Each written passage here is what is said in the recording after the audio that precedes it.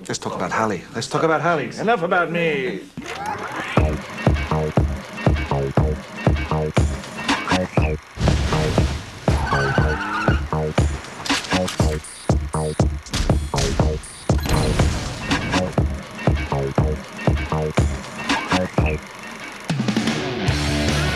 Being kind of gorgeous probably guarantees Halle Berry a major star on the Babe Walk of Fame.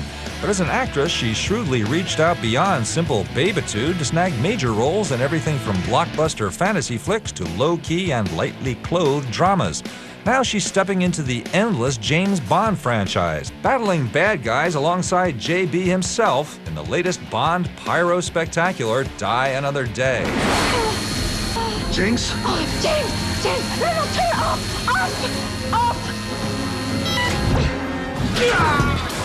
So were you a James Bond fan as a kid? I did. I loved it for the women.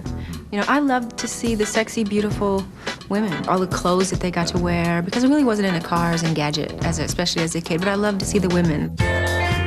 Bond-style glitter was probably a welcome diversion for Berry back in her glamour-challenged childhood hometown. What's it like growing up in Cleveland? Well, it's a little Midwestern little town, great values, you know, really simple. Just about going to school, coming home, eating Cheerios, making French fries in our Fry Daddy.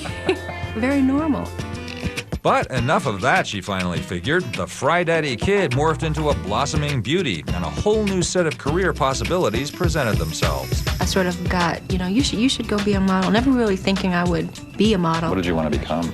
I wanted to be a journalist. Really? Believe it or not, I wanted to have like your job. We could trade. Do you want to wear this thing?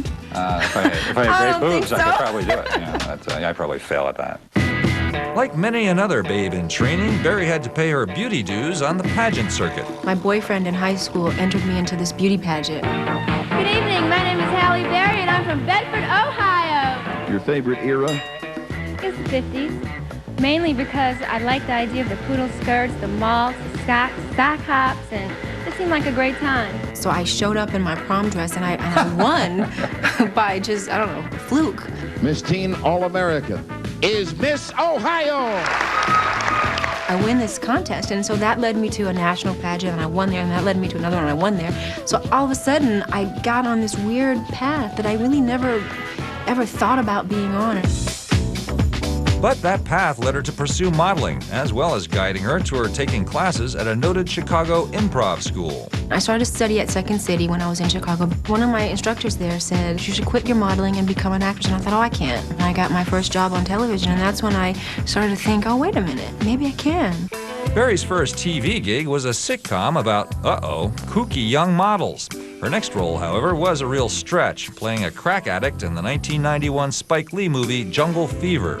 I had to petition to audition for that movie. Once I got in the door, Spike wanted me to play his wife, but I really wanted to play the part of the crack addict. You want to go out like this? Fine. You do it with your crack hole. Crack hole! Crack hole! That was during that time when I was trying to shed that model-turned-actress thing, and I had to literally go out and go to a real crack house. Did you go by yourself with like $10 or something? I mean, No, I went with the policeman, and at that time I had no idea of what that world was like, and a crack I didn't know you smoked crack in a pipe. I thought you smoked it like a cigarette. Like, I had no idea what that whole world was about. After scoring parts in several more films, Halle's next step was probably inevitable, a big celebrity wedding to baseball player David Justice in 1993. What about your wife, Halle? Is she a good ball player? No, she can't play. She does the acting, I do the playing. After acting in the prehistoric hit The Flintstones, Berry went after another anything but glamorous role, playing a drug addict mom in the child custody drama Losing Isaiah. What's wrong?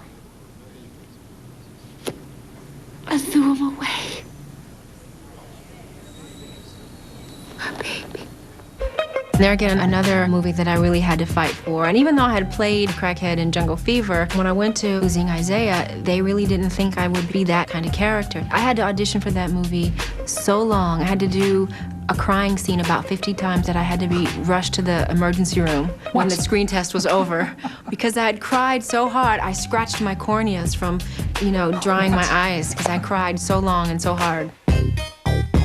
A bucket full of real tears lay ahead, though, as Berry battled her way through an ugly divorce from David Justice. Then, after scoring a key role in the 1998 political farce Bulworth, she met a man who remains a mentor to this day, the film's writer, director, and star, Warren Beatty. He's like my dad. He's on that list of 5 people that I pick up the phone and call and say, hey, what should I do? Or what do you think? Or, you know, yay, can you believe this happened? He's that presence in my life. Berry had ideas of her own, too, and she set out to produce and star in a project of her own, a biopic on the turbulent life of Dorothy Dandridge, the first black woman ever nominated for a Best Actress Academy Award. This isn't a tan, Earl.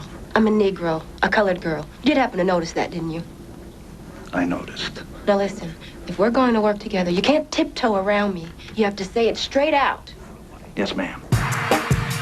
Berry saw certain parallels between Dorothy Dandridge's life and her own, and soon she'd actually be standing in Dorothy Dandridge's shoes on the brink of a historic Oscar triumph. I see lots of parallels between my life and the life of Dorothy Dandridge. She was the first black woman to be nominated, and of course, I was lucky enough to win, and that is something that definitely connects me to her, and I think our struggle has been very much the same, even though there's been 50 years in between. Berry's memorable portrayal of Dorothy Dandridge took her to a new level of stardom and won her a Best Actress Golden Globe Award. And the winner is Halle Berry, introducing Dorothy Dandridge.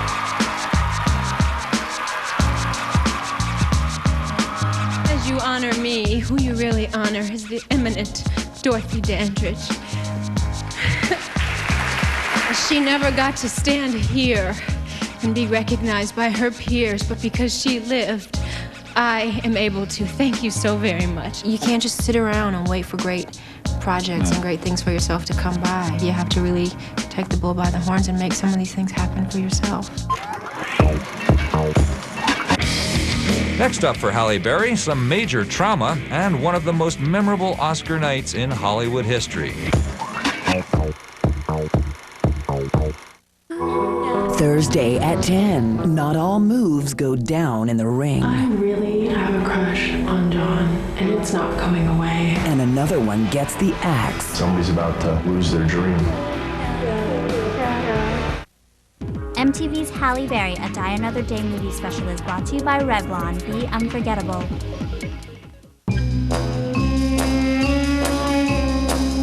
Play a secret agent? Irresistible. I get to outsmart the bad guys and look disarmingly beautiful while doing it. The limited edition 007 color collection, inspired by Bond, created by Revlon. I still think it should be Berry. Halle Berry. See Halle Berry as Jinx in Die Another Day. Enter for a chance to win a Ford Thunderbird. And it's only from Revlon. Be unforgettable. You are a tough chick. Want to fight?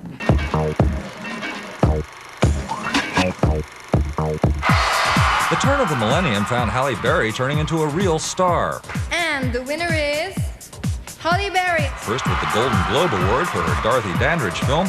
Thank you so much. And then with the buzz about her next role, playing a Supergirl called Storm. Action! In what would turn out to be the summer blockbuster X-Men. But then in February 2000, her career took a serious slam with a hit-and-run car crash in which she sustained a minor head injury that she claimed wiped the crash itself from her memory. Whatever the case, she pleaded no contest to a charge of leaving the scene of an accident and was sentenced to 3 years probation. The avalanche of tabloid publicity that attended this case was a trial in itself. Being a celebrity, your unfortunate situations really do get blown out of proportion. People pull out what they want to pull out. You get reduced to, what they want to reduce your life to, and sometimes that's a little frustrating. 10 months after the crash, Berry secretly married her new fiancé, R&B singer Eric Benet. The right man, she felt, at last. This is it, I guess, right? You and Eric. I hope so, because if I have to go through this again, kill somebody. Are there tots in the future? I hope so. I hope I don't get too old and that it's not a reality for me anymore. You have 5 or 6 more years. You're supposed to say 15. I've got 15 more years. 20, okay, fine, whatever. X-Men was Berry's biggest box office hit to date, but it was out-sizzled by the news that she'd next be bearing her widely admired breasts in a techno thriller called Swordfish. Is your mom down with this? Oh, my mom was like, honey, I've been telling you for a long time. Show them while you're young. Don't wait till they're hitting your knees. Certainly the press was happy, and soon reports were circulating that Berry would be paid an extra $500,000 for her topless debut. So you guys heard of in the new movie that I got paid $500,000 to expose my breasts, right? You know, $250,000 per right? Is that true? No, it's not true. Okay, all right. These babies, I mean, look, aren't they worth much more than, come on. They are. $250? That's selling them cheap.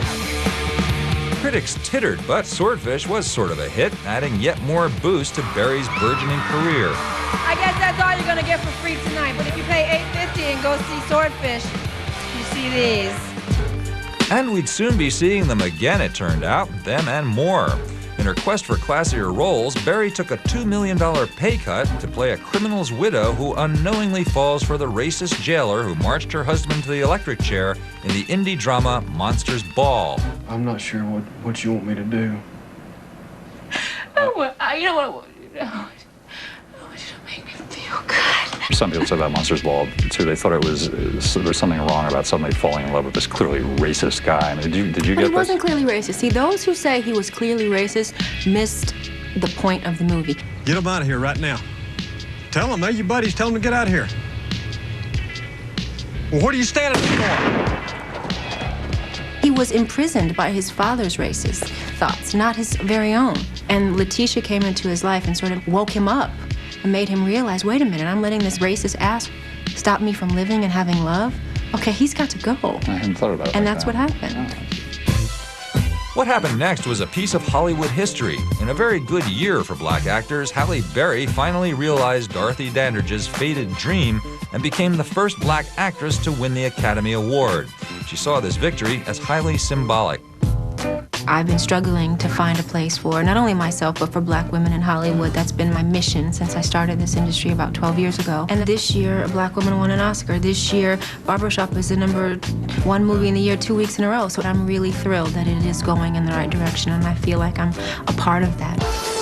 After the somber Monsters Ball, Berry was ready for something light. So she signed on as a Bond girl for the 20th installment of the 007 franchise, Die Another Day. Jacinta Johnson. My friends call me Jinx.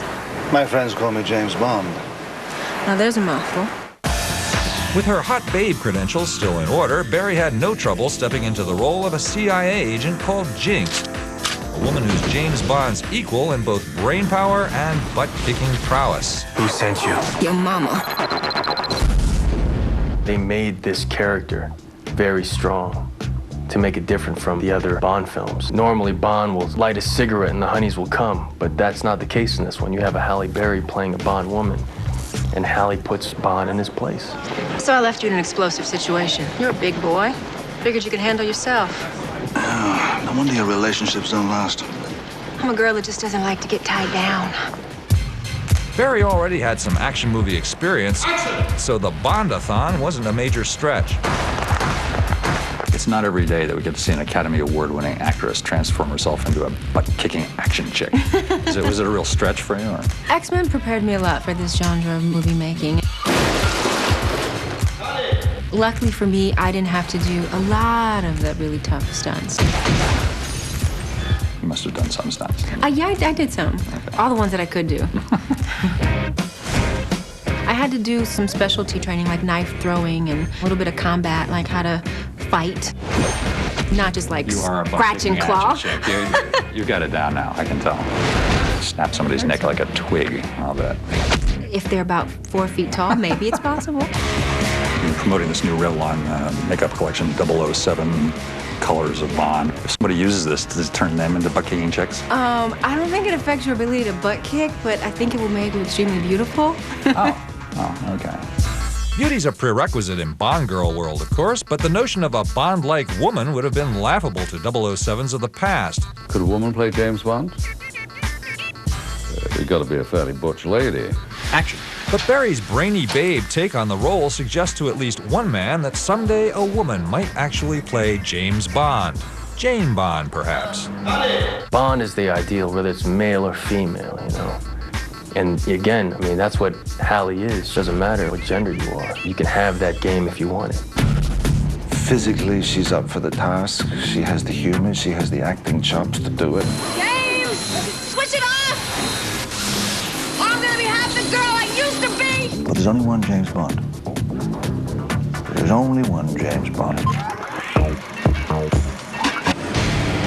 Coming up next, Bond. James Bond. Gets betrayed, captured, and abandoned. So you live to die another day. Amid many, many explosions. Don't blow it all at once. In Die Another Day. Get ready for a kick-ass, sexy movie.